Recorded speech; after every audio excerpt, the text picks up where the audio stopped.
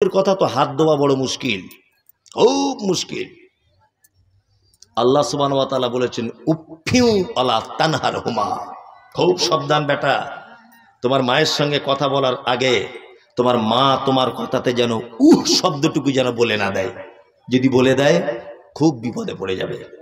ওই জন্য যারা আব্বা মায়ের সঙ্গে দুর্ব্যবহার করেছেন বা ভুল করে ঝগড়াঝাটি হয়েছে, গালিগালাজ দিয়ে দিয়েছেন, দয়া করে বলছি কাল সকালবেলাতে বা আজকে রাতে যদি আপনার পারেন সুযোগ, আপনার মায়ের কাছে গিয়ে ক্ষমা চেয়ে বলুন, মা আমাকে ক্ষমা করে দাও।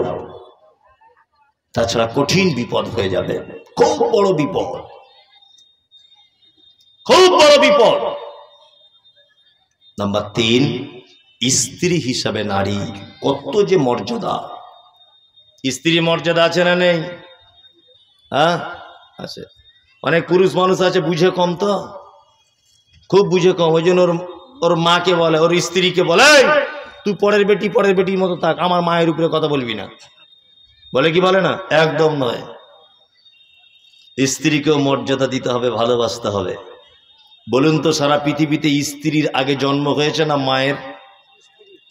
হ্যাঁ, স্ত্রীর আগে জন্ম হয়েছে, স্ত্রীর পেটে মায়ের জন্ম হয়েছে, তাই না? স্ত্রীর পেটে জন্ম হয়েছে কার? মায়ের। দুইজনকে সমান ভালোবাসতে হবে, তবে ভালোবাসার ধরন হবে আলাদা। তবে স্ত্রী বলে বেশি ভালোবাসতে যাবেন না, তাহলে মাথায় উঠে আপনার কি যে করে সর্বনাশ, আর বলবো না। মাথায় উঠে দিন দিন করে নাচবে। আর ওদের ফেরে বেশি পড়িয়েন না। অনেক লোককে তো দেখেছি, ওদের পাল্লায় যদি বেশি পড়েন তা আপনাকে দেখতে পাবেন যে আন্ডার প্যান্ট পরে কদিন পরে ঘুরতে হচ্ছে। ওদের এত বুদ্ধি, ওদের বুদ্ধি নাই এটা ভাববেন না, কঠিন বুদ্ধি। ওদের পাল্লাতে যে পড়েছে, বিজ্ঞানের বিদ্যা নষ্ট হয়ে গেছে, কোটিপতি ফকির হয়ে গেছে, রূপসী কালো পিঁচের মতো হয়ে গেছে, বুদ্ধিমান পাগল হয়ে ঘুরছে। স্ত্রীকে ভালোবাসুন, তবে এত ভালোবাসতে যাবেন না। ও যদি একবার বুঝতে পেরে যায় যে আমার স্বামী আমাকে ছাড়া কিছু বোঝে না, তাহলে আপনাকে নাকে দড়ি দিয়ে ঘোরাবে। কি বলছি বুঝতে পারছেন তো? খুব সাবধান, খুব সাবধান। অনেক দিন থেকে একটা গল্প বলি, এবার আপনাকে বলছি। এটা আমি সোশ্যাল মিডিয়াতে অনেকবার বলি, আজকে আপনারা ডাইরেক্ট শুনুন, দেখুন ভালো লাগবে। স্বামী স্ত্রী সবাই সবাইকে ভালোবাসে কি বাসে না? বাসে, বাসে। একটা বুড়ো লোক, এটা অনেক জায়গায় বলেছি, ডাইরেক্ট আপনাদের বলা হয়নি। একটা বুড়ো লোক, লোকটা মারা যাচ্ছে আর কি, যাবে।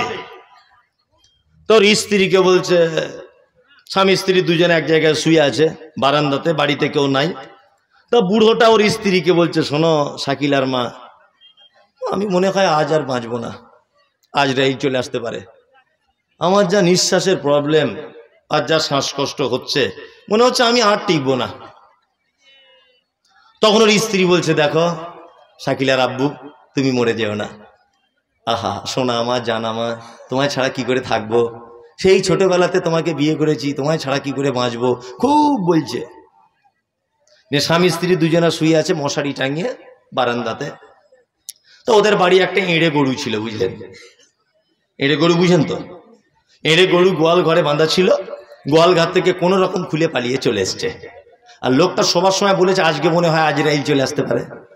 গরুটা খোল বুঝেন, খোল, গরুকে খেতে দেয় খোল, ওই খোল বালতিতে ভিজানো ছিল। ওই বালতিতে খোল খেতে গিয়ে এখন বালতির শিঙে লেগে গেছে। গরু চোখে দেখতে পাচ্ছে না, তো দিয়ালে গিয়ে ফাঁস করে মেরে যায়। তখন বুড়িটার ঘুম ভেঙেছে।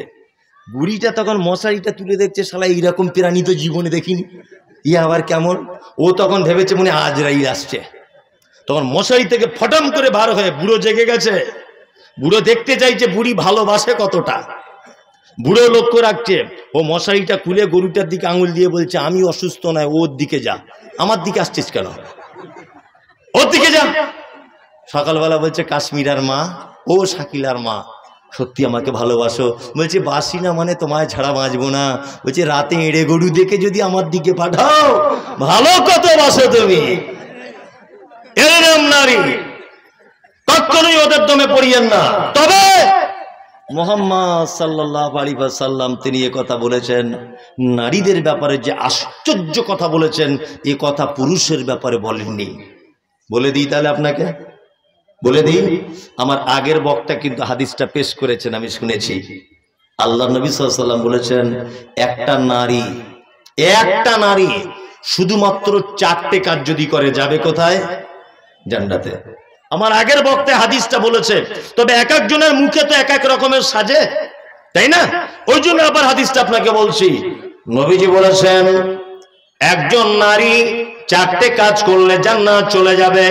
1, 5 ওয়াক্তের সালাত আদায় করবে, মসজিদের মুয়াজ্জিন আজান দিবে, হাইয়া আলাস সালাহ হাইয়া আলাল ফালাহ, রান্নার কাজ ছেড়ে দিবে, সমস্ত কাজ ছেড়ে দিবে, নামাজের জন্য রেডি হয়ে যাবে। সে 2 রাকাত 4 রাকাত যখন যেটা প্রয়োজন নামাজ আদায় করে নিবে।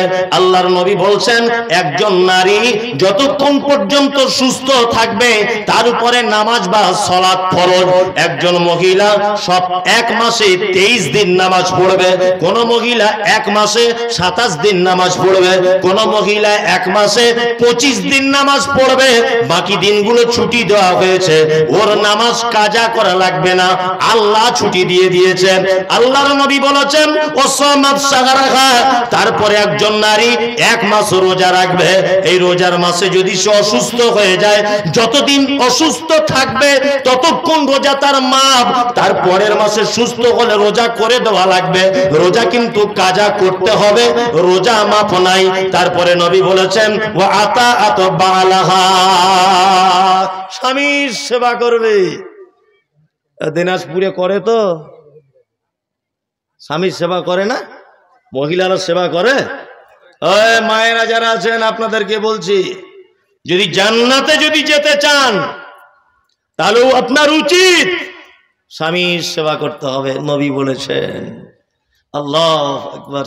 আমাদের বর্তমান যে অবস্থা চলছে, আর অবস্থা কেনই বা চলবে না? ওর বাপ যে খাট দিয়েছে 80,000 টাকা দামের, হ্যাঁ, গাড়ি দিয়েছে 1.5 লাখ টাকা দামের, সাংঘাতিক ফার্নিচার, ওতে আপনাকেই মারবে ঘুরিয়ে। আপনাদের দিকে সিস্টেম আছে নাকি? বিয়েতে টাকা পয়সা নেয় আপনাদের দিকে? আস্তাগফিরুল্লাহ। নেননি এরকম লোক একটা হাত তুলতে যে আমি 1 টাকা লিইনি। মাশাআল্লাহ, তার মানে উভয় পক্ষই আছে, তাই না? তবে যারা লিয়েছে এরা তো খুব সুবিধাবাদী লোক নয়।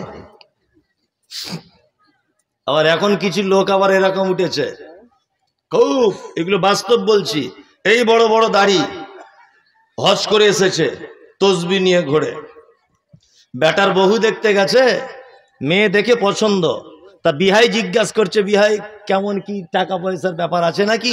আস্তাগফিরুল্লাহ, আমি 2 নম্বর হাজি, 2 বার হজ করেছি, আপনি আমাকে টাকার কথা বলছেন? আমি টাকা লুবো না তো? যা জানে আমার বড় জামাই জানে। এরকম মাল আছে না নেই? ও নিজে জানে না, বলছে বড় জামাই জানে। এই হারামখোর, বেটা জন্ম দিয়েছে কে? তোমার জামাই না তুমি? তুমি জন্ম দিয়েছ। তুমি বেটির বাপকে বলো 1 পয়সাও কিছু লাগবে না, তুমি জামাইকে সেটিং করে দিয়েছ। জামাই তখন গিয়ে বলছে তেমন কিছু লাগবে না, ছোট শালাটার বিয়ে দিয়েছিলাম, একটা অ্যাপাচি গাড়ি দিয়েছিল, 4 ভরি সোনা, আর ওই একটা খাট, একটা আলমারি, একটা ড্রেসিং টেবিল, আর একটা ফ্রিজ, আর একটা শোকেস। তা আপনিও যদি ভালো বোঝেন তাহলে দেবেন, আমাদের দাবি দাবা কিছু নেই। এটা বলে কি বলে না? হ্যাঁ। আবার কিছু কিছু লোক বলছে আমি মোটরসাইকেল কি চেয়েছি, আমাকে খুশি করে দিয়েছে। তোমার শ্বশুর চামারের বেটা চামার 1 টাকা হারিয়ে গেলে 4 দিন ভাত খায় না, তোমাকে খুশি করে মোটরসাইকেল দেয়? হ্যাঁ, তুমি রাতের অন্ধকারে তোমার বউকে টর্চার করে যাই মোটরসাইকেল আন, এই জন্য তোমার শ্বশুর তোমাকে মোটরসাইকেল দিয়ে গেছে। তবে এই কোয়ালিটির লোক সুবিধাবাদী লোক নাই। এ কথা আমি বহুদিন থেকে বলছি, পুরাতন কথা স্মরণ হলো বলে আজকে আবার বলছি। একটা লোকের বাড়ি চোর এসেছে, বুঝলেন, তার বেটির বিয়ে 1 সপ্তাহ পরে লোকটা প্যান্ডেল সব অর্ডার দিয়ে দিয়েছে, গরুর গোস্ত টোস্ত সব অর্ডার, সব রেডি।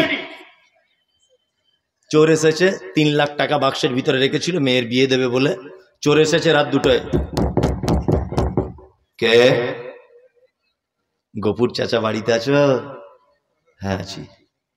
দরজা খুলেছে, আর এরা তো সব ইয়াং ছেলে, আর চাচা বয়স্ক লোক, নিয়ে বলছে চাচা বেটির বিয়ে কবে? বলছে আগামী বৃহস্পতিবার। তো বলছে টাকা পয়সা শুনলাম 3-4 লাখ টাকা তোমার ঘরে আছে, বাক্সতে টাকাগুলো বার করে আনো। তো বুড়া তখন বলছে দেখ বাবা তোরা কারা, তুই চিনতে পারছি না কই? তো বলছে আমরা যারাই হোক টাকা আনবি কি বল। তখন বুড়ো লোকটা বলছে দেখ বাবা টাকা লিস না, টাকা নিলে আমার বেটির বিয়ে হবে না, খুব বড় বিপদে পড়ে যাবো। মিষ্টির দোকানে বয়না করা হয়ে গেছে, প্যান্ডেল বলা হয়ে গেছে, গোস্তর দোকানে অর্ডার করা হয়ে গেছে, লিস না, টাকা লিস না বেটা। বুড়োকে মেরেছে এক ঘুষি। চোর কোনোদিন ধর্মের কথা শোনে? এক ঘুষি যখন মেরেছ ছিটকে পড়েছে 4 ফুট দূরে। ওর বুড়িটার ঘুম ভেঙে গেছে। বুড়িটা এসে বলছে আরে তোরা কারা? বলছে কেমন অ্যাকশন দিয়েছি দেখতে পাচ্ছিস, কথা না বলে মাল যেখানে আছে বার করে আন, না তোকেও দিব ফাটিয়ে এখনই। ও দেখছে বাবা অবস্থা খুব খারাপ। 3 লাখ টাকা বাক্সে ভরা ছিল, টাকাটা বার করেছে, আর ঘুমন্ত বেটিটাকে তুলেছে। তুলে চোরেদেরকে বলছে বাবা টাকাটার জন্যই তো বেটিটারে বিয়ে, এক কাজ কর বেটিটাকেও নিয়ে চলে যা, টাকাগুলো নিয়ে চলে যা, ওদিকে গিয়ে পাটের জমিতে গিয়ে গমের জমিতে গিয়ে ওকে কেটে ফেলে দিবি, কারণ টাকা না থাকলে যে বেটির বিয়ে দিতে পারবো না। তখন চোরেরা বলছে টাকা নেব, তোর বেটি নেব না, বেটি নিলে চেকপোস্টে পুলিশে ধরবে, এত রাতের ব্যাপার, টাকা নেব বেটি নেব না। তাহলে চোরেদের ধর্ম কি? শুধু টাকা লিবে, বেটি লিবে না। আর বর্তমান বেটার বাপেদের চরিত্র কি? বেটিও লিবে, টাকাও লিবে। তাহলে বলুন তো চোর ভালো না এরা ভালো? কারা? চোর ভালো, মানে চোরের থেকেও নিকৃষ্টেরা। আল্লাহু আকবার। আদেশ করিল আল্লাহ পবিত্র কোরআনে, আর বিবাহ করিতে যত আদম সন্তানের। কোরআনে আদেশে আল্লাহ যদি না করিত মানুষের বংশ সব ধ্বংস হয়ে যেত। কিন্তু ভাই বর্তমানে হতেছে এমন, বেটির বিয়েতে বেটার বাপ নিচ্ছে কত পণ, কেউ সোনা দানা নিচ্ছে, কেউ টাকা করি, কেউ জমি জায়গা নিচ্ছে, কেউ নিচ্ছে বাড়ি। আবার কত বাপজি বলে নিব না কপন, বেটা বেটি সাজিয়ে দি কি বিয়াই আপন। টাকার বেলা সাধু সাজে, জমির বেলায় চোর, টাকার বেলা সাধু সাজে, জমির বেলায় চোর। বর্তমানে বেটার বাপ এমনি হারামখোর, চোর লোকে চুরি করে অন্ধকারে হলে, বেটার বাপ করে চুরি দিনের উজ্জ্বলে। হায়রে বেটার বাপ তুমি এমনি লোভী হলে, টাকার বদলে বেটা বিক্রি করিলে। ইটাহারের হাটে শুনি বিক্রি হয় পাঁঠা, ইটাহারের হাটে শুনি বিক্রি হয় পাঁঠা, পাঁঠার মতো বিক্রি করো তোমরা নিজের বেটা। হায়রে বেটার বাপে তুমি এমনি লোভী হলে, পাঁঠার মতো বেটা বিক্রি করিলে। তোর জন্য কত নারী বিষ পান করে, কত নারী গলায় দড়ি দিয়ে ঝুলে পড়ে। এর জন্য কে বাদাই জানো বেটার বাপ, শত শত বেটির বাপরা দিচ্ছে অভিশাপ। কথা বাস্তব না অবাস্তব? আল্লাহু আকবার। নারী অত্যাচারিত, নারী অত্যাচারিত, পুরুষ তোমার হাতে। তোমার মায়ের পক্ষে যেটা সম্ভব নয়, তোমার বোনের পক্ষে যেটা সম্ভব নয়, সারা পৃথিবীর কোন নারী পুরুষের পক্ষে যেটা বৈধভাবে সম্ভব নয়, তোমার স্ত্রী তোমার সে কাজ করে দেয়, দেয় না? তোমার যৌবনের তাড়নায় তুমি যখন হাবুডুবু খাও, পৃথিবীতে কোনো নারী তোমাকে সৎভাবে বৈধভাবে এ শান্তি তৃপ্তি দিতে পারে না। কে পারে? তোমার স্ত্রী পারে। তোমার এমন কিছু গোপন জায়গাতে একটা জিনিস হয়ে গেছে, পৃথিবীর কোনো নারীকে তুমি দেখাতে পারছো না। কাকে দেখাতে পারবে? তোমার স্ত্রীকে দেখাতে পারবে। তোমার মা তোমার যে ব্যাপারগুলো বুঝতে চায় না, তোমার স্ত্রী তোমার সে ব্যাপারগুলো বুঝতে চাইবে। শুধু এই নয়, তোমার যত রকমের চাওয়া পাওয়া, তোমার জামা কাচা, তোমার জুতো পরিষ্কার, তোমার যৌবনের খিদা মেটানো, তোমার জন্য রান্না করে দেওয়া, তুমি না খেলে দরজার সাইডে দাঁড়িয়ে থাকে খায় না, তুমি যখন কাজে যাও দরজার সাইডে দাঁড়িয়ে থাকে, তোমাকে শেষ পর্যন্ত দেখে তুমি কিভাবে যাচ্ছ, তুমি ঠিকঠাক পৌঁছেছো কিনা খবর নেয়। ওই মেয়েটাকে বিয়ে করার সময় টাকা চাইতে হয়? বেহায়া কোথাকারে। ন্যূনতম তো একটা মান সম্মান ইজ্জতটুকু তো থাকা দরকার। দরকার কি দরকার না? আশ্চর্য ব্যাপার। স্ত্রী হিসেবে ওর মর্যাদা অনেক বেশি। নবীজি বলেছেন ও আহসানাত ফারজাহা, নারী তুমি লজ্জাস্থানের হেফাজত করবে, পর্দা করবে। আল্লাহ, কি করবে নারী? পর্দা করবে। এই চারটি কাজ করে নারী, তুমি কোথায় চলে যাবে? জান্নাত চলে যাবে। ফাতাদখুল মিন আইয়াবওয়াবিল জান্নাতি সাআত, জান্নাতের 8টা দরজার যে কোনো দরজা দিয়ে নারী তুমি প্রবেশ করবে, তোমাকে কেউ বাধা দিবে না। অথচ মুহাম্মদ সাল্লাল্লাহু আলাইহি ওয়াসাল্লাম পুরুষের ব্যাপারে কথা বলেন নেই। একটা হাদিস আপনি এরকম দেখাতে পারবেন না, একটা হাদিস যে আল্লাহ নবী সাল্লাল্লাহু আলাইহি ওয়াসাল্লাম পুরুষদের ব্যাপারে টার্গেট করে বলেছেন, হে পুরুষ এই 2-3টে কাজ করো, তুমি যাবে কোথায়? জান্নাতে। এরকম একটা হাদিস আপনি দেখাতে পারবেন না। অথচ মহিলাদের ব্যাপারে আল্লাহ নবী সাল্লাল্লাহু আলাইহি ওয়াসাল্লাম এই কথা বলেছেন। এটা একটা মাদ্রাসার জলসা, তাই না? এটা কিসের জলসা? মাদ্রাসার জলসা। মাদ্রাসার জলসা মানে এই 1 বছর যাবতীয় খরচা আজকের দিনের উপরে কিন্তু নির্ভর করবে। করবে কি করবে না? আমি জানি যে এই ব্যাপারে কথা বললেই মানুষ আর 5 মিনিটও বসবে না, সব ঘর পালাবে। মানে এই ব্যাপারটা খুব চুলকানি আর কি, অ্যালার্জি। আদায়টাদের কথা বললে মানুষ আর 1 মিনিট দাঁড়াবে না। দাঁড়াবে? আমি বলছি না, তোরা আপনাকে একটা চমৎকার হাদিস বলছি, হাদিসটা শুনে যান।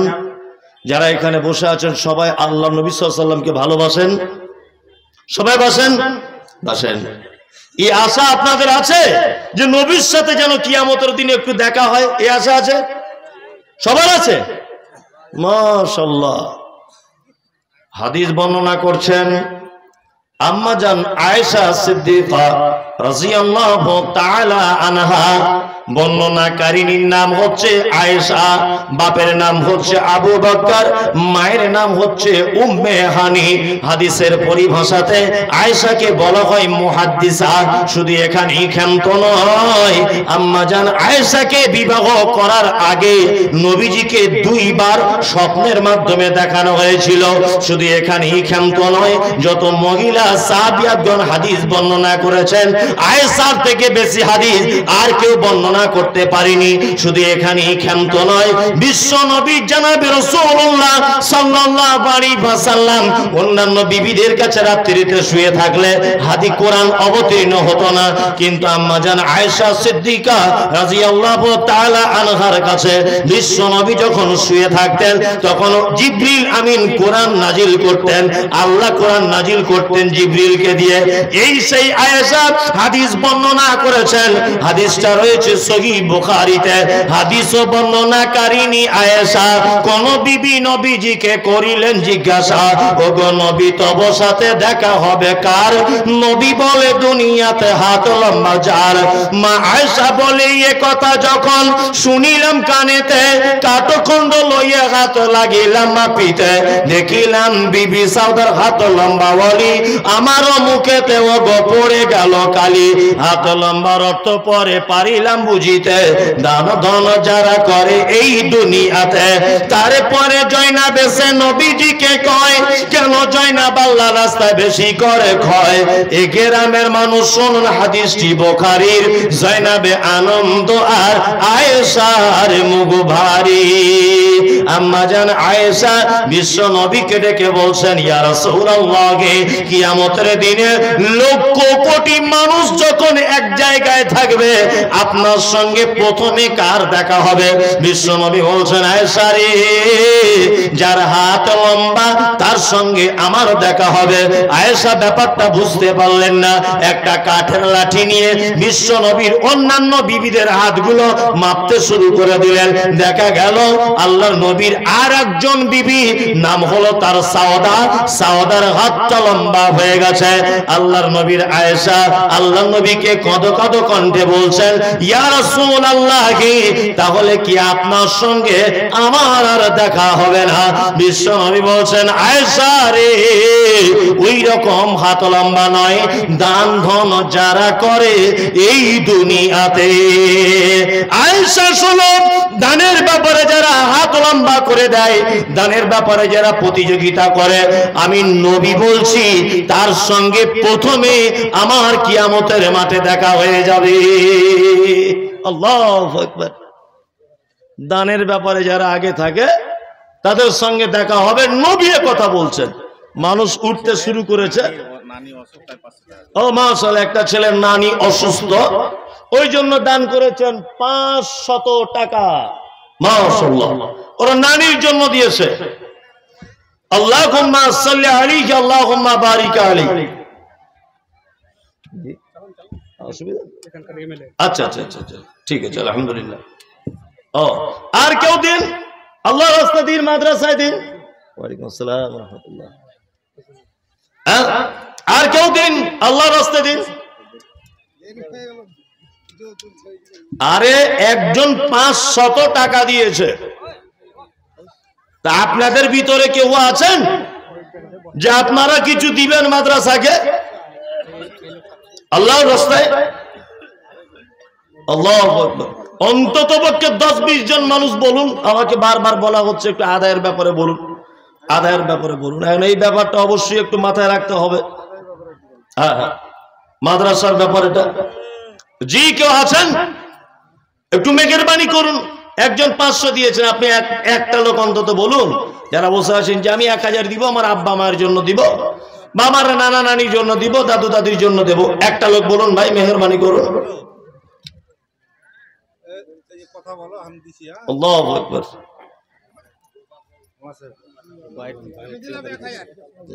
মাশাআল্লাহ। আসসালামু আলাইকুম, বলুন।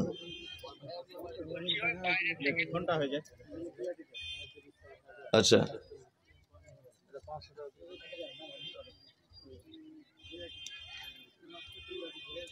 কত কত? মাশাআল্লাহ। বাইরে থেকে একজন 6500 টাকা পাঠিয়েছেন, ও লেবার মিস্ত্রি মিলিয়ে। কি নাম ওর? সেন্টু। উনি দিচ্ছেন 6500। সকলের জন্য দোয়া করতে চেয়েছেন আল্লাহ। আজাদ 500 টাকা। মাশাআল্লাহ। সিরাজুল ইসলাম 1000 টাকা দেন ভাই, সবাই একটু মেহেরবানি করুন। ও আব্দুল আজিজ 1000 টাকা। ও তারিকুল ইসলাম ভাই, ওনার আব্বা গত 2 বছর আগে মারা গেছেন। উনি আমাদের মুর্শিদাবাদ সলেডাঙ্গা মাদ্রাসার একজন শিক্ষক। আমি সর্বপ্রথম দোয়া করব ওনাকে, আল্লাহ তুমি ইলমে বারাকা দান করো। সম্বলপুর থেকে আব্দুল হামিদ, ওনার আব্বা মারা গেছেন গত 2 বছর আগে। আমি মুসাফির মানুষ, এই দোয়া করি যে আল্লাহ ওনার আব্বাকে তুমি উত্তম প্রতিদান দান করে জান্নাতুল ফেরদাউস নসিব করে দাও, আমিন। আল্লাহ কবর আযাবকে বন্ধ করো।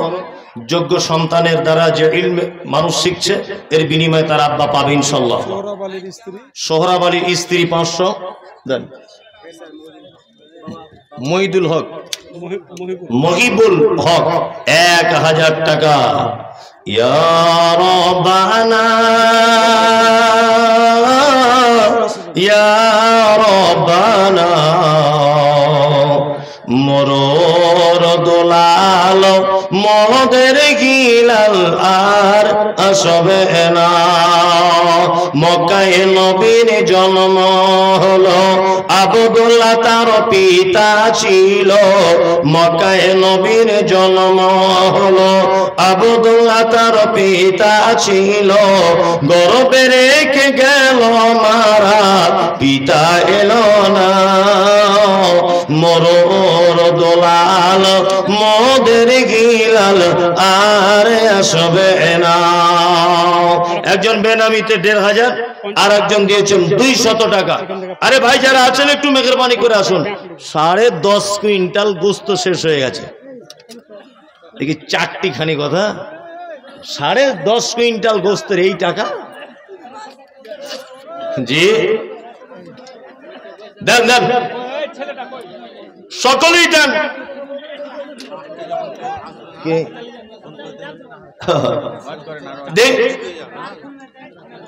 আল্লাহ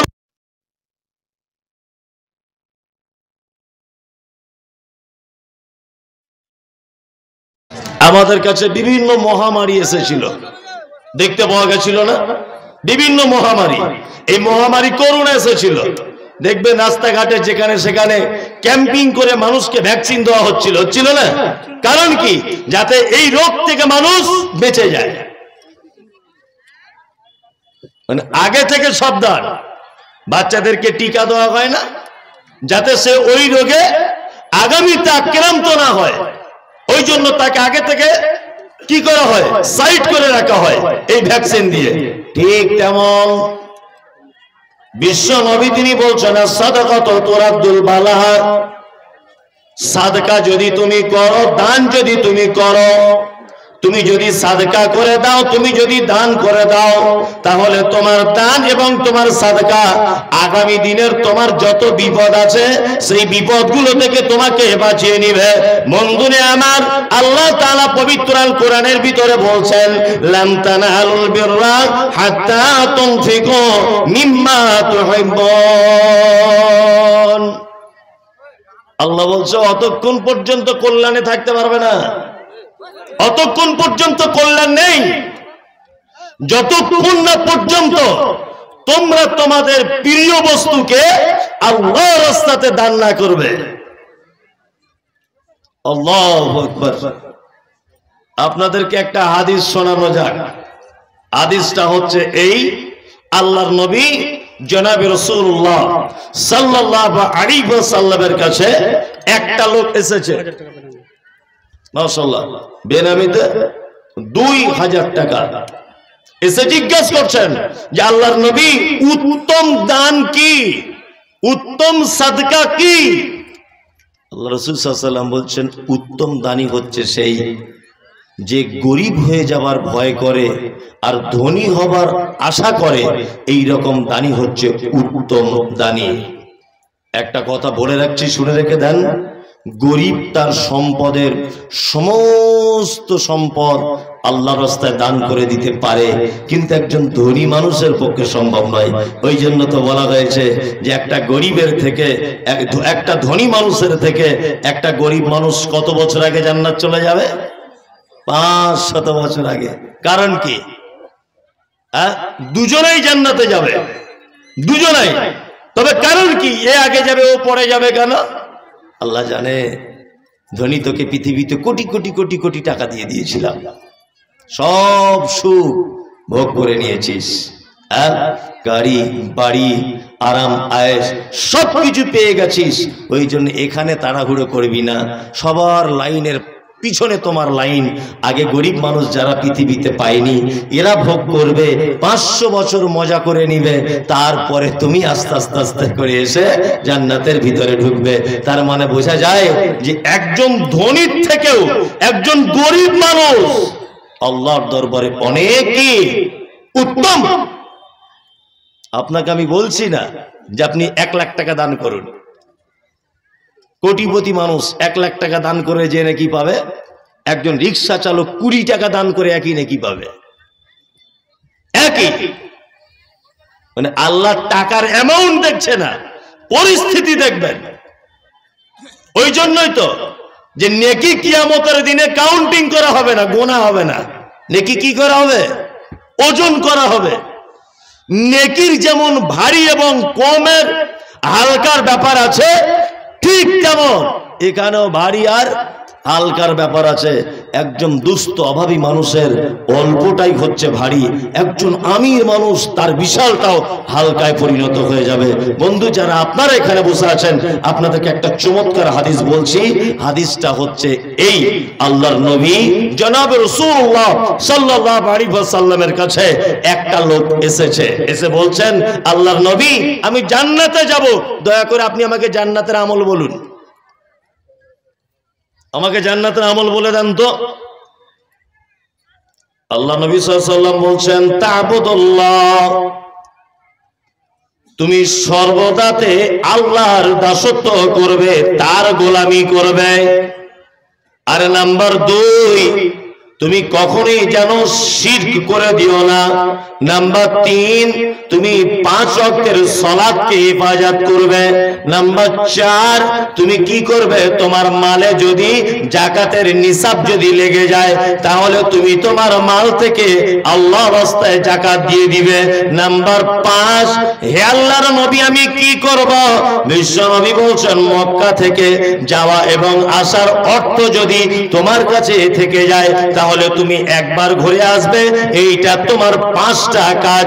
ছেলেটা চলে যাওয়ার সময়তে আল্লাহর নবীকে বলছেন, ও দয়ার নবী, আমি এর বেশিও করব না, আমি এর কমও করব না, আমি কি জান্নাতে যেতে পারবো? নবীজি বলছেন, অবশ্যই পারবে। বন্ধুরা আমার, 5টা কাজের ভিতরে একটা কাজ রয়েছে। কি কাজ? না, তোমার মালের যদি নিসাব চলে আসে তাহলে তুমি তোমার মালের যাকাত দিয়ে দাও। মালের যাকাত দিয়ে দাও। একজন ধনী মানুষ, আল্লাহ তাকে অনেক মাল দিয়েছে, অনেক মাল, যাকাত দেয় না, অথচ বিভিন্ন জলসাতে মাদ্রাসাতে এসে কি করে? দান করে। করে না? করে। কারণ এই সমস্ত জায়গায় দান করলে অনেক মানুষ জানতে পারবে, একটা নিজের ভালো লাগবে যে আমি এত টাকা দিয়েছি, তাই না? এরকম মনে থাকলে থাকতে পারে, কিন্তু যাকাতের সময় তার মাইক ব্যবহার হয় না। ওটা রমজান মাসে বাড়িতে বসে বসে দুস্থ মানুষদের মাঝখানে বিলি বন্টন করতে হয়, কেউ দেখতেও যায় না তেমন ভাবে। যাকাত দেওয়াটা খুব ইমানদারির ব্যাপার, কারণ কেউ লোকজন জানাজানি হয় না। কিন্তু এখন যদি এইখানে আমি 1 লক্ষ টাকা দান করি, এলাকার সব মানুষ জানতে পেরে যাবে যে মমতাজুল ইসলাম 1 লক্ষ টাকার দানি। এটা খুব বাহাদুরি কাজ, তাই না? নিজেকে মনে হয়, কিন্তু আদৌ এটা বাহাদুরি নয়। বাহাদুরি তুমি তোমার মালের যাকাত দিয়ে দাও। যাকাত দেওয়ার পরে যদি জলসাতে কিছু দান করো, তাহলে এই দানের বিনিময়ে তোমার থাকার জায়গা জান্নাত। যাকাত দেওয়া নেই, ওই মাল যদি তুমি দান করো 10 পয়সাও দাম নেই, কারণ আল্লাহ তাআলা বলেছেন, আমি নিজে পবিত্র, আমি পবিত্রতাকে পছন্দ করি, গ্রহণ করি। যাকাত নেই মালে, মাল অপবিত্র। আমাদের অধিকাংশ দানির, ওই জন্য তো আল্লাহ নবী সাল্লাল্লাহু আলাইহি ওয়াসাল্লাম বলেছেন যে কিয়ামতের দিনে এক শ্রেণীর দানিকে দেখতে পাওয়া যাবে, তাকে টেনে হিচড়ে তাকে জাহান্নামে নিয়ে যাওয়া হচ্ছে। কারণ কি? এই কারণে দান করেছিল যে মানুষ তাকে দানি বলে ডাকবে। এরকম আছে কি আছে না? আছে কি আছে না? আছে। খুব বিনীত অনুরোধ, বর্তমান বাজারে এই সমস্ত জায়গাগুলোতে, অর্থাৎ এই শিক্ষা প্রতিষ্ঠানে আপনি আপনার অর্থ ব্যয় করুন, অবশ্যই ব্যয় করুন। বর্তমানে দিনী শিক্ষার অবস্থা খুবই খারাপ। যদি এইগুলোকে যদি টিকিয়ে রাখতে না পারেন, তা আগামী জেনারেশন দেখবেন ইসলামিক ব্যাপারে অন্ধ হয়ে ঘুরবে। ঘুরবে না? ঘুরবে। সব জায়গাতেই বলি, সব জায়গাতে দেখছি মসজিদগুলো একদম চিকচক ঝিকঝাক, সব মসজিদে এসি লাগানো, মার্বেল পাথর লাগানো, হ্যাঁ আছে না নেই? বিশাল রং চং ইত্যাদি আছে না নেই? আছে। আর মসজিদ চালাবে কে? দায়িত্ব পালন করবে কে? ইমাম সাহেব, তাই তো? তা ইমাম সাহেব যে জায়গাটায় তৈরি করা হয়, ইমাম ছাড়া একটা মসজিদের কোনো মূল্য আছে? বলুন। মসজিদের মেন সৌন্দর্য কি? ইমাম। তা ইমাম যেখানে তৈরি হয়, যেখানে মানে মাল রেডি হচ্ছে, এই জায়গাটার নাম কি? মাদ্রাসা। আগে এই জায়গাটা ঠিক করুন, তারপরে মসজিদে এসি লাগাবেন। মসজিদে বিশাল সৌন্দর্য, অথচ কোরআন শিক্ষার ব্যবস্থা নেই। হ্যাঁ, কোরআন শিক্ষার ব্যবস্থা নেই। জুম্মার পরে ইমাম সাহেব উঠে বলছে যে মার্বেল পাথরটা বাকি আছে, কেউ দিবে? সাইফুল ভাই হাত তুলে দিয়ে বলছে, সব আমি দিয়ে দেবো, 3 লাখ টাকা খরচা আমি একাই দিয়ে দেবো, কোনো অসুবিধা নেই। ওই লোকটা কি বলুন, যে মসজিদে বাচ্চাদের স্পেশাল কোরআন মাজিদ পড়ানোর জন্য একটা হাফেজ রাখা হবে। আপনি তো কোটিপতি মানুষ, তা মাসে অন্তত আপনি 3000 টাকা করে এই হাফেজ সাহেবকে দেন, ও জীবনে রাজি হবে না। যান করুন, রাজি হবে না। মানুষ কত পদ্ধতিতে যে জীবন যাপন করছে আল্লাহ ছাড়া কেউ জানে না। বাড়িতে ভিখারি জীবনে ভিক পায় না, 1 টাকাও ভিখারিকে ভিক দেয় না। অথচ ইমাম সাহেবের যেদিন পালা বা ইমাম সাহেবের খাবার দাওয়াত, সেদিন জিজ্ঞাসা করতে যাচ্ছে কিসের গোশ দিয়ে খাবেন? খাসির আনবো না দিশি না গরু? ইমাম সাহেব বলছে যেটা আপনার ভালো হয় করুন। বলছে না, আপনি বলুন না। তো বলছে তাহলে খাসি আনুন। মানে ও শিয়ানা লোক, ও জানে যে ফকিরকে দিলে তো অ্যাডভার্টাইজ যাবে না, কিন্তু ইমাম সাহেবকে দিলে যদি জুম্মার দিনে বলে খাসির গোশ দিয়ে ভাত দিয়েছে অমুক লোক, অ্যাডভার্টাইজ হবে। কি বলছি বুঝতে পারছেন না? ও অ্যাডভার্টাইজের জন্য ইমাম সাহেবকে জিজ্ঞেস করতে যাচ্ছে কি দিয়ে ভাত দেবো, অথচ দরজায় ফকির মিসকিন হাঁটু কেড়ে দিয়ে বসে আছে, 1 টাকা ভিক পায় না। অবশ্য দিনাজপুরে এরকম লোক নেই, আমাদের ওদিকে আছে। আপনাদের দিকে আছে? মা বাবা, আমি ভুল করে সব কথা বলি, বললে ফেড়ে পড়ে যাব। আল্লাহু আকবার। মানে আমাদের প্রতিটা জিনিস ইবাদতের সাথে সাথে রিয়া, তাই না? প্রত্যেকটা জিনিস আপনি দেখুন, লক্ষ্য করে দেখুন। আমি গত 1 সপ্তাহ আগের কথা বলছি, কোন একটা মাদ্রাসার জলসাতে, নাম বলবো না, জলসাতে বক্তব্য রাখতে রাখতে একটা লোক এসেছে 50,000 টাকা দান করেছে আমার হাতে। তা আমি লোকটার নাম বললাম, তো ওই লোকটা ওই অত দূর চলে গেছে, ওইখান থেকে ফেরত এসে বলছে আপনি আমার নামটা এমনি বলে দিলে, আমি হজ করে এসেছি। বলুন হাজি অমুক সাহেব, বাহ সাংঘাতিক হাজি তো, ফেরেশতারা খুঁজছে হাজি সাহেবকে। ও এসে ঘুরে এসে আমাকে বলছে হাজি অমুক সাহেব। আল্লাহু আকবার। ওর যদি উদ্দেশ্য এটাই হয় যে আমি হজ করেছি মানুষ আমাকে হাজি বলুক, তো ওই কারণে ওর জাহান্নামে যাওয়ার জন্য এটাই যথেষ্ট, কারণ ও রিয়া। আমি মমতাজুল ইসলাম বক্তব্য রাখছি, এটা যদি আমার উদ্দেশ্য শুধু হয় যে আমাকে লোক বড় বক্তা বলুক, আমার জাহান্নামে যাওয়ার জন্য এই জিনিসটাই যথেষ্ট। আপনি এখন 50,000 টাকা দান করলেন, মনের ভিতরে যদি অনুপরিমাণ এটা যদি জেগে যায় যে সত্যি আমি এসেছি, আমি একজন বিশাল বড় দানী, এই উপাধি পাবো, এই কারণে আপনার জন্য জাহান্নাম হয়ে যাবে। আরে এ তো সামান্য ব্যাপার। কিয়ামতের মাঠে সর্বপ্রথম যারা জাহান্নামে যাবে তার ভিতরে শহীদরাও রয়েছে, তাই না? শহীদ যারা আল্লাহর রাস্তাতে জিহাদ করে ইসলাম বাঁচানোর জন্য নিজের গর্দান উঠিয়ে দিয়েছে, এটাও জাহান্নামের ভিতরে প্রবেশ করবে প্রথম। কারণ আল্লাহ নবী সাল্লাল্লাহু আলাইহি ওয়াসাল্লাম বলেছেন ওরা গলা কাটিয়েছে, রক্তপাত হয়েছে, ওদের হাত পা ভেঙে গেছে, এক পর্যায়ে পৃথিবী থেকে চলে গেছে, কিন্তু এই কারণে যুদ্ধতে খুব বেশি তারা মানে শক্তি চালিয়েছে, এই কারণে যাতে মানুষ তাদেরকে বীর যোদ্ধা বলে, মানুষ তাদেরকে বড় যোদ্ধা আখ্যায়িত করে, এই বড় যোদ্ধা টাইটেল পাবে বলে ও যুদ্ধটা করেছিল, এই কারণে থাকার জায়গা জাহান্নাম। বুঝতে পারছেন তো? মাদ্রাসার জলসাতে আসি তো, আমাদের তো সমাজে বেদাতে ভর্তি নয়। এই যে ওগো আল্লাহ দয়াময়, দয়ারে সাগর, করুণা করো গো তুমি দানির উপর, এ বেদাত। আমি বলছি না এটা, আল্লাহর কসম আমি বলছি না, বড় বড় শায়েখরা আছেন, জিজ্ঞেস করুন। এই পদ্ধতিতে দোয়া করা হাদিসে কঠোর নিষিদ্ধ, কঠোরভাবে নিষিদ্ধ, এতটুকুই। আমি বলছি না এটা, বড় বড় আলেমদের বই পড়ুন। আল্লাহ নবী সাল্লাল্লাহু আলাইহি ওয়াসাল্লামকে যখন কোনো জিনিস দেওয়া হতো তখন তিনি একথা বলতেন, আল্লাহুম্মা সাল্লি আলাইহি আল্লাহুম্মা বারিক আলাইহি। এতটুকু মুখে বলুন যে আল্লাহর মালে বরকত দাও, আল্লাহর জানে বরকত দাও, আল্লাহর ফ্যামিলিতে তুমি সুস্থ রাখো, এতটুকুই ঠিক আছে। এমন করে দোয়া করছে মৌলভী সাহেবরা, মনে হচ্ছে জান্নাতের জায়গা নাই। হ্যাঁ, ওকে মনে হয় ঠেলে ঠুলে ঢুকিয়ে দিয়ে যাচ্ছে, এমন দোয়া করছে। 50 টাকার দোয়া ছোট করে, কেউ 2000 দিচ্ছে তা অর্ধেক রাস্তায় গিয়ে ছেড়ে দিয়ে আসছে, কেউ 20,000 একেবারে ঢুকিয়ে দিয়ে চলে আসছে। এসব হচ্ছে কি হচ্ছে না? এইসব করে দানি আখ্যায়িত আপনি হবেন না।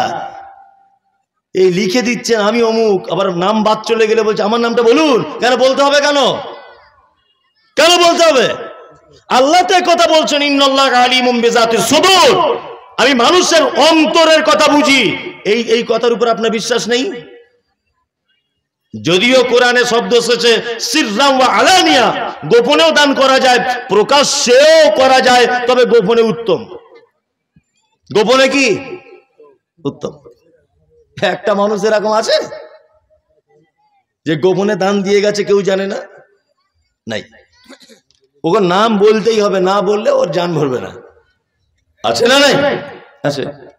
মানে আমরা ইবাদত ঠিক করছি, ওই জন্য আল্লাহ তাআলা পবিত্র আল কোরআনে বলেছেন লিয়াবলুয়াকুম আইয়ুকুম আহসানু আমালা, তোমাদেরকে পৃথিবীতে পাঠিয়েছি এই কারণে যে তোমাদের মধ্য থেকে কে উত্তম আমল করছো, অর্থাৎ উত্তম কাজ করছো, এইটা পরীক্ষা করার জন্য। দেখুন আল্লাহ এটা বলছেন না যে বেশি কাজ কে করছো, এটা বলছেন না, উত্তম কাজ, উত্তম। 50,000 টাকা নিয়ে এসে বলছে আমার নামটা বলতেই হবে, ও 50,000 দিয়েছে। আর একজন রিক্সা চালক 5টা টাকা নিয়ে আমার কানে কানে এসে বলছে মমতাজুল সাহেব কাউকে বলার দরকার নেই, এই 5টা টাকা আপনি মাদ্রাসা আল্লাহর রাস্তায় দেন। বলুন তো কে উত্তম? ওই যে 5 টাকাওয়ালা। খুব সাবধানে থাকবেন। আমি দানের ব্যাপারে একটা হাদিস বলতে গিয়ে মাদ্রাসার ব্যাপারে একটা কথা, মানে যাতে মাদ্রাসার যদি কিছু হয় এটা আমার উপকারের জন্য না, মাদ্রাসার লোকগুলো সব উঠে পালিয়ে চলে গেল। আর ধৈর্য হলে আর কিছু নাই মানুষের, আছে নাই। এবারে আপনাদের এলাকার এমএলএ সাহেব এসেছেন, স্টেজে অনেকক্ষণ যাবৎ বসে আছেন, যাক উনিও কিছু বলবেন অবশ্যই। আর তার সাথে সাথে এটাও আপনাদের কাছে আমার খুব বিনীত অনুরোধ যে আপনারা এই দ্বীনি প্রতিষ্ঠানটি খুব চাঙ্গা করে তুলুন, এইভাবে নয়। আমাদের মাদ্রাসার কমিটি যারা আছেন সব সিলেবাস পরিবর্তন করুন। সেই বাপ দাদুর 14 গোষ্ঠীর আগে যে সিলেবাস আছে ওই সিলেবাস দিয়ে এখন আর চলবে না। নিত্যানতুন বিভিন্ন জায়গা থেকে কালেকশন করে ভালো সিলেবাস দিয়ে ছাত্রদেরকে পড়াশোনা করান। কি বললাম বুঝলেন? গতানুগতিকভাবে চালাবেন না। সমস্ত শিক্ষা প্রতিষ্ঠানে ডেভেলপ হচ্ছে, আমাদের পশ্চিমবাংলায় নিজামিয়া মাদ্রাসাগুলোর কোনো ডেভেলপ নেই, কোনো ডেভেলপ নেই। সেই পুরাতন একটাই বই আজ 30 বছর ধরে চালাচ্ছে, হচ্ছে কি করছে না? সিলেবাস পরিবর্তন করুন। আমিও হেদায়েতুন নুহু পড়েছি, আমার বেটাও পড়ছে এখন হেদায়েতুন নুহু। আমার যে পড়িয়েছে শিক্ষক ও বলছে আমি এইটাই পড়েছি, তাহলে জ্ঞান আর বাড়বে? বাড়বে বলুন? সিলেবাস পরিবর্তন করুন। আর সব থেকে যেটা সর্বনাশ করেছে আমাদের মাদ্রাসাগুলো সেটা হচ্ছে এই ফ্রিতে পড়াশোনা করানো যাবে না। এই বলে দিলাম আপনাকে, এই ফ্রি সিস্টেম যতদিন না পর্যন্ত উঠবে মাদ্রাসার শিক্ষার কোনো ডেভেলপ হবে না। ফ্রিতে যদি আপনাকে কেউ সোনার আংটি দেয় না,